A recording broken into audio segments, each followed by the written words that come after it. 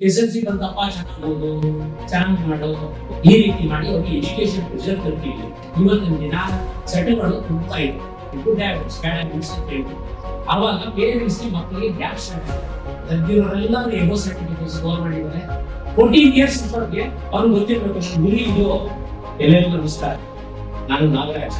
100% ಪರಿವರ್ತನೆ ಕಾರ್ಯಕ್ರಮದಲ್ಲಿ ಏನು ಪರಿವರ್ತನೆ ಅನ್ನೋದು ಕ್ರೀಡೆ ಮತ್ತು ವಿದ್ಯಾಭ್ಯಾಸನ ಎರಡು ಚಕ್ರ ನಮ್ಮ ಜೀವನದಲ್ಲಿ ಹೆಂಗೆ ಸಮತೋಲನವಾಗಿ ನಾವು ತಗೊಂಡೋಗ್ಬೇಕು. ಯಾಕೆಂದ್ರೆ ಇವತ್ತಿನ ದಿನ ಚಟಗಳು ತುಂಬಾ ಇದೆ, ಎಲ್ಲಾ ತರ ಚಟ ಇದೆ. ಒಳ್ಳೆ ಚಟಗಳಿದೆ, ಕೆಟ್ಟ ಚಟಗಳು ಇದೆ. ಅಂದ್ರೆ ಹ್ಯಾಬಿಟ್ಸ್ ಅಂತ ಹೇಳ್ತೀವಿ, ಗುಡ್ ಹ್ಯಾಬಿಟ್ಸ್ ಬ್ಯಾಡ್ ಹ್ಯಾಬಿಟ್ಸ್ ಅಂತ ಹೇಳ್ತೀವಿ. ಸಾಮಾನ್ಯ ಪೇರೆಂಟ್ಸ್ ಏನ್ ಮಾಡ್ತೀವಿ, ಮಕ್ಕಳಿಗೆ ನಾವು ಪ್ರೀತಿ ವಿಶ್ವಾಸದಿಂದ ಅವ್ರಿಗೆ ಏನ್ ಬೇಕೋ ಖುಷಿ ಕೊಡಿಸೋದು, ಹಿಂಸೋದು, ಪ್ರೀತಿ ಮಾಡೋದು, ಕಾಳಜಿ ಕೊಡಿಸೋದು ಮಾಡ್ತೀವಿ. ಅದ್ರ ಜೊತೆ ಬರೆಯೋದು, ಹೊಡೆಯೋದು ಎಲ್ಲ ಇರುತ್ತೆ.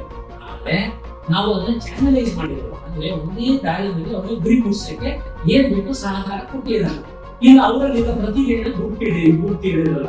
14 ವರ್ಷ ಆದ್ಮೇಲೆ ನಾವೇನ್ ಮಾಡ್ತೀವಿ, SSLC ಬಂತಪ್ಪ ಚೆನ್ನಾಗಿ ಮಾಡು ಈ ರೀತಿ ಮಾಡಿ ಅವ್ರಿಗೆ ಎಜುಕೇಶನ್ ಪ್ರೆಷರ್ ತರ್ತೀವಿ. ಅದೇ ಟೈಮಲ್ಲಿ ಮಕ್ಳಿಗೆ ಏನಾಗುತ್ತೆ, ಅವ್ರಿಗೆ ಅಡೋಲೆನ್ಸ್ ಏಜ್ ಸ್ಟಾರ್ಟ್ ಇದೆ. ಈ ಅಡೋಲೆನ್ಸ್ ಏಜ್ ಏನಾಗುತ್ತೆ, ಅವ್ರನ್ನೆಲ್ಲ ಆಸೆ ಆಕಾಂಕ್ಷೆಗಳು ಬೆಳೆಯೋದು. ಅವಾಗ ಪೇರೆಂಟ್ಸ್ ಮಕ್ಕಳಿಗೆ ಗ್ಯಾಪ್ ಸ್ಟಾರ್ಟ್ ಆಗ್ತದೆ.